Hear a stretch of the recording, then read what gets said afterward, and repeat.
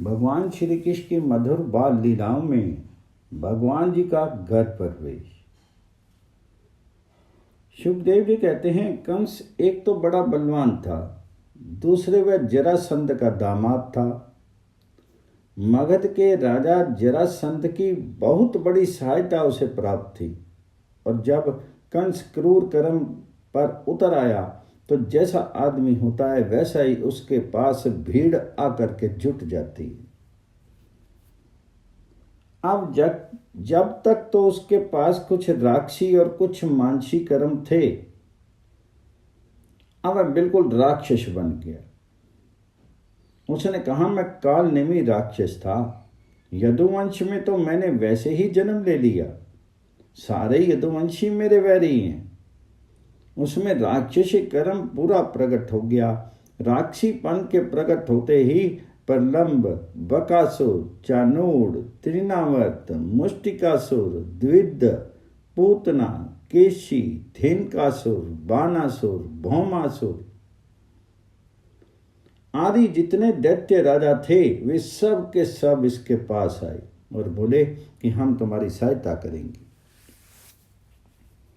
हम तुम्हारे सहायक हैं, और कौन ऐसा है जो हमारे सामने बोलने वाला है। वहां पर असुरों का एक बड़ा समुदाय संगठन हो गया। तमाम असुर इकट्ठे हो गए और इकट्ठे होकर के उन्होंने तय किया कि जितने यदुवंशी हैं उन सबको खत्म कर दिया जाए, इनकी स्त्रियों को भी मार डाला जाए। अब इन्होंने यदुवंशियों का नाश करना प्रारंभ किया। इससे लोग बड़े दुखी हुए। कहते कि सारे यदुवंशी थर्रा गए, सारा यदुकुल कांप गया कंस के अत्याचार से, और ये सुना कि किसी को जीवित नहीं छोड़ेगा तो लोग भागने लगे। भाग करके कहीं कुरु देश में गए, कहीं पांचाल, कैकेयी, विदर्भ, निषद, विदेह और कौशल इत्यादि देशों में जा करके बसने लगे, क्योंकि अब इनके राज्य में कोई बचाव नहीं था।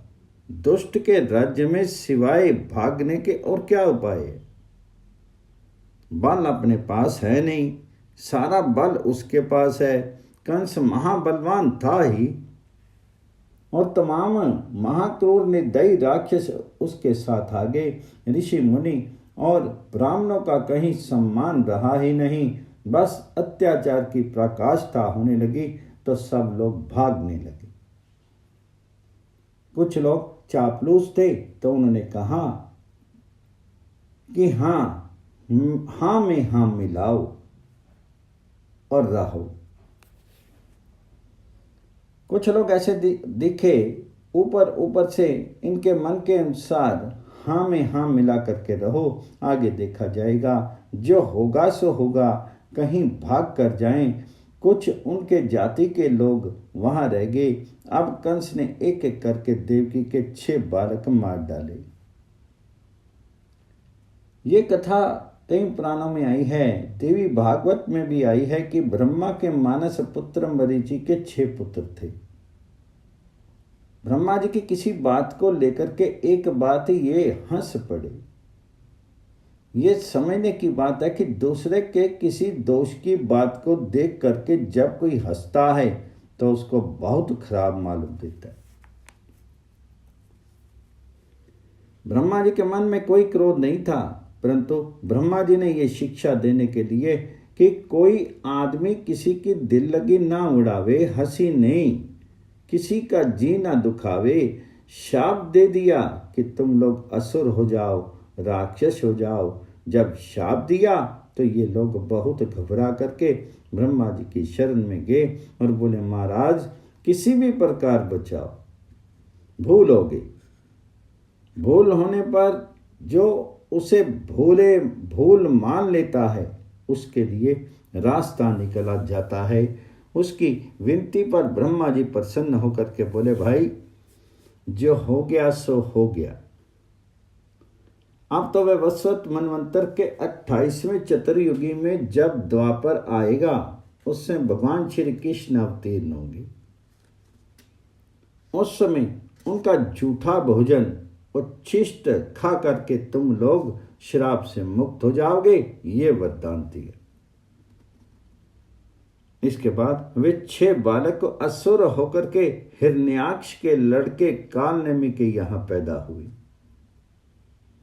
कालनेमि के 6 पुत्र हुए, परंतु उनका पूर्व संस्कार था, मरीचि पुत्र थे, जिनके यहां होती है भगवान जी की उपासना। इससे उनके बड़े प्रबल संस्कार थे। भाग्यवश उन्होंने इस प्रकार का साथ प्राप्त कर लिया, परंतु संस्कार अच्छे थे, इसलिए अच्छे संस्कारों में रहना बड़ा अच्छा होता है। अच्छे संस्कारों के कारण ही ये हिरण्याक्ष के कुल में पैदा हो करके भी भगवान जी की उपासना करते थे।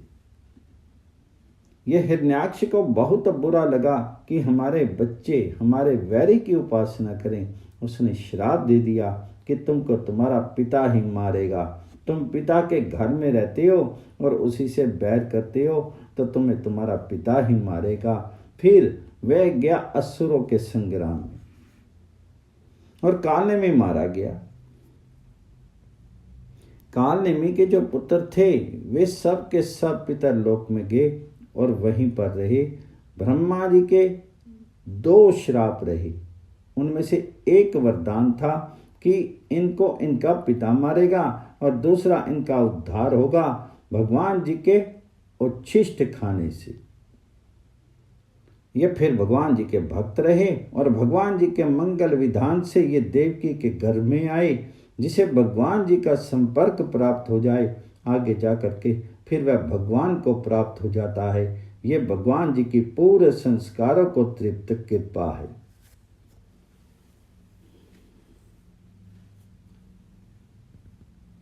वसुदेव देवकी के 6 बालक हुए। इनमें 6 बालकों का उद्धार आवश्यक था, इसलिए कंस के हाथों से 6 मारे गए। और इसलिए नारद जी की ये योजना थी कि इन मरीचि पुत्रों का उद्धार करना है। यदि भगवान जी ने पहले ही कंस को मार दिया तब ये नहीं मरेंगे। इसके बाद ये पिता नामालूम कहाँ पैदा होगा और कहीं उसकी मृत्यु हो गई, तो नारद जी ने ये योजना बनाई जिससे कंस उनको मार डाले। इसी से कंस के हाथों ये मारे गए। फिर आगे ये कथा आवेगी कि देवकी जी ने इन पुत्रों को मांगा तो भगवान सुतल लोक में जाकर के इनको लाए। उनको लाए तब देवकी जी के दुग्ध में स्नेहवश दूध आ गया। उन्होंने भगवान जी को जो उच्छिष्ट था वो दुग्ध उसको पिया, उच्छिष्ट भोजन किया, उससे उनका उद्धार हो गया। कंस के द्वारा 6 बालक मारे गए। अब 7वें के लिए हतेषु षट्सु बालेषु देवकत्यक्या उग्र सैनिना। सुखदेव जी कहते हैं कि उग्रसेन के पुत्र द्वारा ये 6 बालक मारे गए। यहाँ उग्रसेन क्यों कहा? बार बार भगवान जी का नाम तो लेना चाहिए, परंतु ऐसे हत्यारे का नाम नहीं लेना चाहिए। इस दृष्टि से उग्रसेन कहा, कंस का नाम नहीं लिया। सुखदेव जी ने उग्रसेन अच्छे थे इसलिए उग्रसेन का पुत्र कह दिया। कहते कि जब कंस ने 6 बालक मार डाले तो देवकी के 7वें गर्भ में वैष्णव धाम आए। यहाँ वैष्णव धाम कहाँ गया है? इसका अर्थ टीकाकारों ने लिखा है कि भगवान जी के अंश स्वरूप शेष जी जो भगवान जी की शैया बने, भगवान जी का छत्र बने, भगवान जी का व्यंजन बने, ये फनों से हवा करते हैं, अपने ऊपर सुलाते हैं, भगवान जी को अपने अंदर बसाते हैं, आश्रय देते हैं, इसलिए ये भगवान जी के आश्रय स्थान है। अनंत अनंत इसलिए कि उनकी सेवा का कभी अंत नहीं होता है। अनंत माने जिसका कभी अंत ना हो। अनंत से जो निकले वह भी अनंत, ये अनंत भगवान इनकी सेवा में हैं। 7वें घर में अनंत शेष जी आए, इसलिए आए कि राम अवतार में ये तो छोटे भाई थे, ये तो छोटे भाई लक्ष्मण जी थे। चूंकि छोटे भाई रहे इसलिए आज्ञा दे करके काम नहीं करवा सकते थे, लेकिन बलदेव जी जरा अपने हाथ में अधिकार ले करके आवे, बोले बड़ा भाई बन करके चलूंगा तो अच्छी सेवा कर सकूंगा। इस भाव से ये पहले देवजी जी के घर में आए। अब भगवान जी ने देखा कि ये तो 7वें घर में आ गए और कंस ने इनको मार दिया, तो भगवान विष आत्मा है। भगवान जी के मन में कोई भी दुविधा नहीं आती, भय नहीं आता। भगवान जी की लीला में ना तो दंभ है और ना तो उनके मन में किसी प्रकार की कोई कामना ही है। ये भगवान माता पिता के साथ, सखाओं के साथ, गाय वत्सों के साथ, श्री गोपांगनाओं के साथ जो लीला करते हैं उसका अर्थ माया नहीं और उसका अर्थ दंभ भी नहीं, लोक दिखावा नहीं।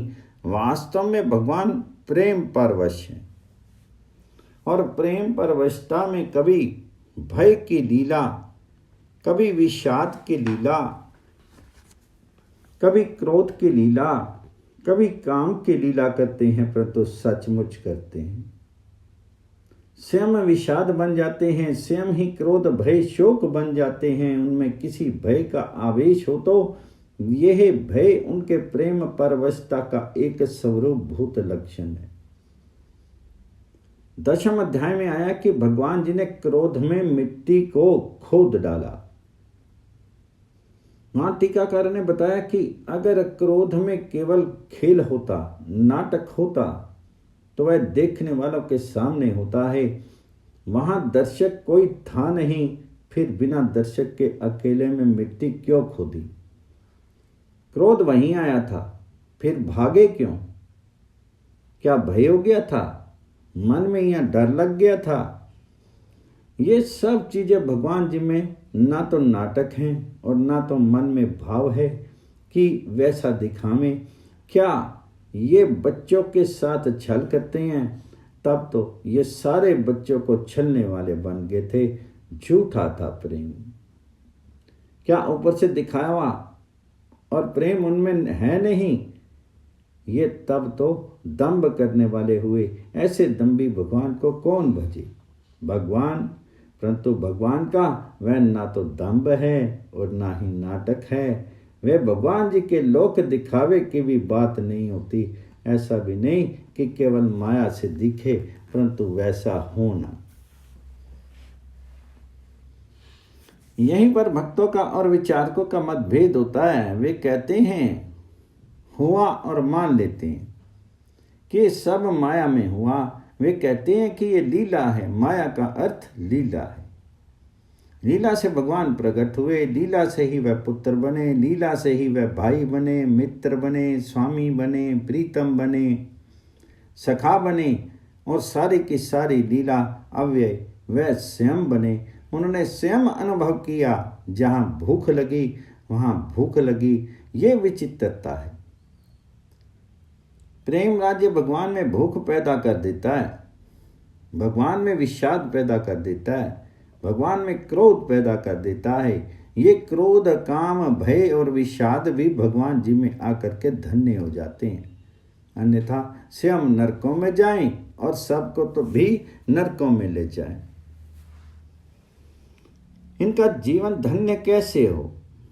प्रत्येक का जीवन धन्य करना है, इसलिए इनको भगवान जी ने लीला राज्य में अपनाया। क्रोध को कहा तुम आ जा, तुमको धन्य करना है, तुम्हारे साथ भी ब्रह्म संस्पर्श हो जाएगा। क्रोध को ब्रह्म संस्पर्श हो गया तो क्रोध धन्य हो गया, क्रोध आज निर्मल हो गया। भगवान के मन में आया कि कहीं कंस लोगों को मारता ना हो। ये मेरे जो यदुवंशी हैं वे मुझको ही अपना मानते हैं, ये तो मुझको ही अपना स्वामी मानते हैं। यदु नाम निज नाथा नाम, मेरे ही हैं, ये कहीं सताए ना जाए। अनंत भगवान के संबंध में भी सोचे। उन्होंने तुरंत योग माया को याद किया। योग माया भगवान जी की विशिष्ट शक्ति है। शक्ति और शक्तिमान एक होते हैं। शक्ति अगर ना रहे तो शक्तिमान की सत्ता नहीं, और शक्तिमान ना रहे तो शक्ति रहे कहाँ। भगवान की योग माया उनकी अपनी सर्वभूता शक्ति है। इसी को लेकर के वे अवतार लेते हैं। माया नहीं, आत्म माया। लील्या कृत्या, भगवान अपनी शक्ति से अवतरित होते हैं। यहां शक्ति का मतलब अपनी शक्ति से है योग माया। भगवान जी ने शक्ति को बुला करके कहा, देवी कल्याणी तुम ब्रज में जाओ। वह ब्रज कैसा है? वे ऐसा सुंदर लोक है जहां गायें और ग्वाले हैं। वे उसके द्वारा शोभित है। किसी बड़े ऐश्वर्य का नाम नहीं लिया। अलंकृत हैं, ये नहीं कहा कि वहां ये रहते हैं। कहा कि मेरा ब्रज गायों और गोपों के द्वारा सुसज्जित है। ये उनके गहने हैं, अलंकार हैं। इन अलंकारों के द्वारा अलंकृत हैं मेरा ब्रज प्रवेश। तुम वहां जाओ। कंस के भय से वसुदेव जी की रानियां भी जहां तहां भेज दी गई थी। वसुदेव जी की पत्नी रोहिणी और यशोदा जी में आपस में बड़ा प्रेम स्नेह था। रोहिणी जी वहां ब्रज में वास करती हैं तथा उनकी अन्य पत्नियां डर करके यहाँ वहां रहती हैं। इस समय जो मेरा धाम है, मेरा निवास स्थान है, जिसमें मैं रहता हूँ, जो मेरी सेवा के मूर्तिमान रूप हैं, धाम मामकम, ये मेरा धाम, मेरा अंश देवकी के उदर में इस समय आया हुआ है। तुम उसको वहां से निकाल करके रोहिणी के गर्भ में ले जा करके रख दो। अंश भागेन, अंश भाग शैया को कहते हैं। इसके 6 अर्थ हैं। वैष्णव टीकाकारों ने कहा कि भगवान कभी पूरे रूप में नहीं होते। विशुद्ध वात्सल्य और माधुर्य के भाव को अलग रखा उससे, तो वे यशोदा जी के यहाँ जाकर के अवतीर्ण हुए।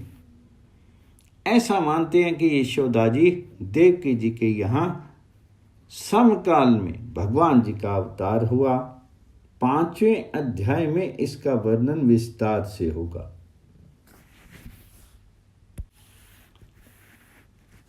वहां आत्मज उत्पन्न कहा।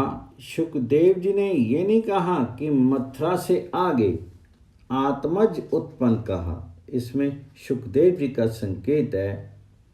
अंश भागेन का अर्थ ये किया कि जो अंश भाग है, भगवान तो पूर्ण नहीं है, परंतु यहाँ माधुर्य ऐश्वर्य मिश्रित रूप में अवतार लिया। इसका अर्थ यह है कि ज्ञान बल क्रिया जो भगवान जी की शक्तियां हैं, उसको साथ लेकर के भगवान जी वहां अवतीर्ण हुए।